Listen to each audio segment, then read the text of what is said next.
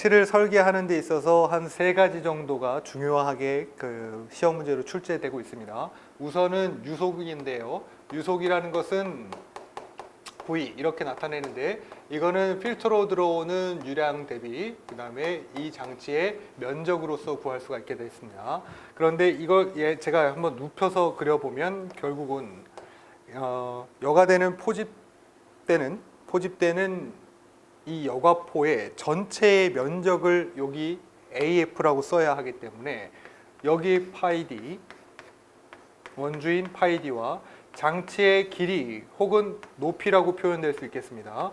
장치의 길이, 왜냐면 이걸 세워서 놓을 거니까요. 장치의 길이라든지 높이를 고려하면 그것이 곧 면적이 되더라. 그래서 Q에 파이 D에 L 이렇게 표기를 하시고요. 그 다음에 여기에는 개수가 포함될 수 있습니다. 왜냐하면 여러 개를 놓을 수가 있으니까 지금 개수는 여기 지금 분모에 표현될 수가 있다는 거. 그러면 얘를 조금 변형을 시켜가지고 여과포의 개수를 구하세요. 이런 문제가 나온다 그러면 지금 있는 n과 그 다음에 유속 위치를 바꾸는 거야. 그러면 n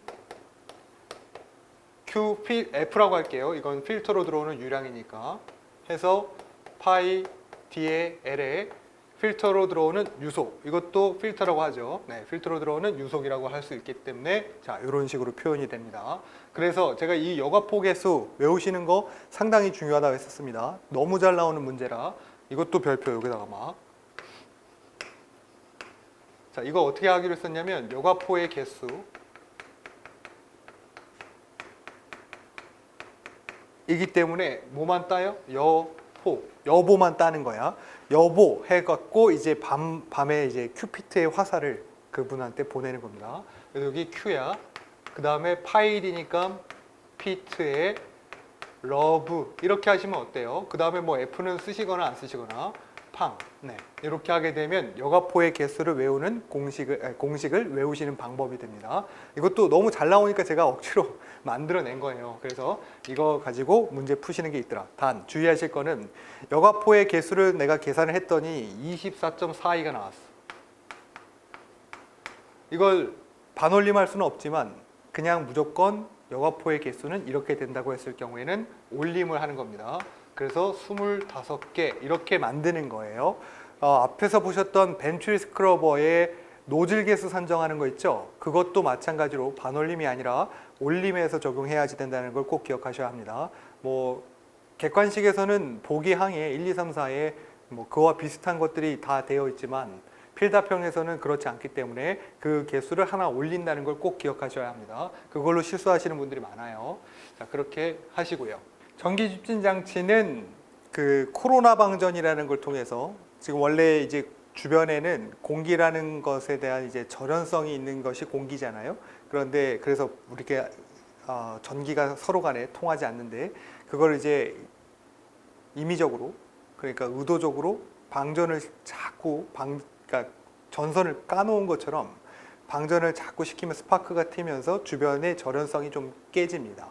그럴 때에 전개 강도 형성이 음과 양이 있을 때 음 쪽으로 전개 강도가 조금 유리하게 불평등한 전개 강도를 형성시켜서 코로나로 방전을 시키면 주변에 있는 분진, 그러니까 그쪽 안으로 방전극으로 가스를 보낼 거잖아요. 그 가스 안에는 분진들이 있고 그 분진들한테 전기적인 성질들을 줘서 코로나 형태로 해서 방전을 시켜 음극을 띠게끔 만드는, 그래서 그 음극을 띠게끔 만든 방전극을 통과해서 나온 가스들 중에 분진들이 어디에 집진극은 음극이었으니까 양극으로 구성되어 있는 집진극에 포착되는 그런 것들이 전기집진 장치의 메커니즘이었었죠. 그래서 전기집진 장치에 작용하는 힘이라고 하면 전개 경도에 의한 힘, 그 다음에 쿨롱력에 의한 힘, 전기풍에 의한 힘, 분자 간의 인력에 의한 힘, 이렇게 총 4가지가 있었죠. 그 4가지를 물어보는 경우는 잘 없지만 그래도 정리를 좀 해두실 필요가 있고요. 네, 한 요 정도 4가지 정도가 작용하여서 포집이 된다고 볼 수 있겠습니다. 비저항이 있어요. 비저항이 낮은 경우는 10의 4승 옴 센티미터 이하일 경우 그렇습니다. 그러면 이로 인해서 일어나는 효과들을 살펴봅시다. 일단 방정극이 있었고 여기서 분진들을 음으로 대전을 시켜서 여기도 방정극이라고 치면 집진극을 향하게 가겠죠. 그래서 여기로 떨어지는 속도를 겉보기 이동 속도라 그래서 W2라고 얘기하는데 이 안에 쌓인다 이거야. 그래서 초기에는 어떻게 해야 되냐면 음으로 대전된 분진들이 양극을 만났으니까 전기적인 중화가 일어나서 어느 정도 중화가 일어난 분진들을 일정 시간 뒤에다가 탈진을 시켜서 떨어져 내보내는 거예요. 그런데 전기 저항력이 너무 약한 거야. 그러니까 쉽게 사랑에 빠진다고 생각하실까요? 너무 빨리 전기를 받아들이는 거예요.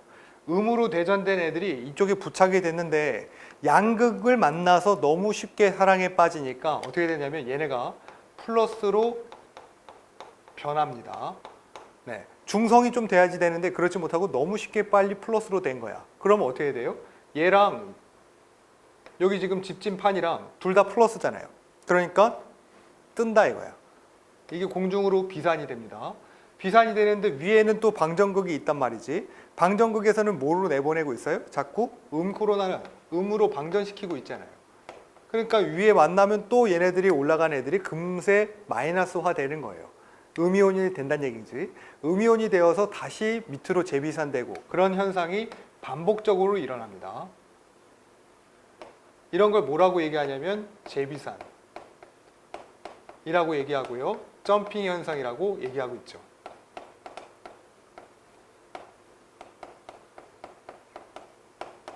그러면 지금 이 재비산 되는 거 언제 재비산이 조금 많이 될까? 그러니까 빨리빨리 이런 것들이 언제 일어날까 하게 되면 유속이 너무 빨리 들어올 경우에 집진극이 포집하기도 전에 너무 빨리 들어와서 그럴 경우 혹은 도체의 물질이 들어올 경우 도체라는 건 뭐예요? 쉽게 전기적인 성질을 얻을 수 있는 거. 만약 분진 중에 흉 있죠? 흉 어떻게 만들어지는 거예요? 중금속을 용융시키는 과정하에서 나온 찌꺼기 같은 것들이 용융되고 승화되어서 기체화될 때 약간 저온으로 냉각시키면 고체의 알게인으로 떨어져 나가는 것들, 그렇게 석출되는 것들이 다 흉이었죠. 그 흉은 금속성이니까 어때요? 빨리 전기적인 성질을 받아들인단 말이지. 그러니까 걔네들이 들어올 경우에는 빠르게 받아들이고 또 튀어나가고 받아들이고 뛰어나가고 이러한 효과를 낼 수 있더라. 그러면 10의 4승 5cm 이하의 전기 저항률을 가지고 있다는 거죠. 그러면 재비산이 되니까 효율이 당연히 떨어지게 됩니다. 그럼 요거에 대한 대책이 뭐가 있을까?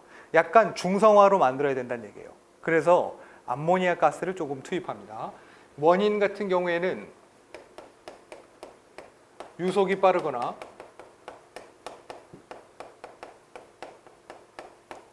도체의 물질이 유입될 때 그러하다는 거죠. 그럼 대책은 어떻게 있을까?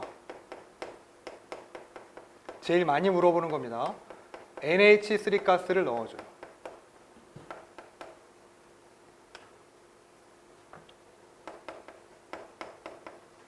이걸 넣어주면 지금 가스 안에는 이런 것들도 있단 말이죠. 황성분 같은 것들. 그런 애들이랑 만나서 결국은 NH4,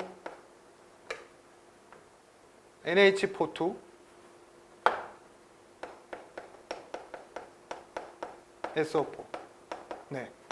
아황산 나트륨. 혹은 이게 아황산이면 요거 쓰려야 되겠지? 아황산 나트륨이라든지 황산 나트륨 형태로 중성화를 시키면 그러면 분진층이 조금 더 오래 버틸 수 있게끔 만드는 힘이 된다 이거야.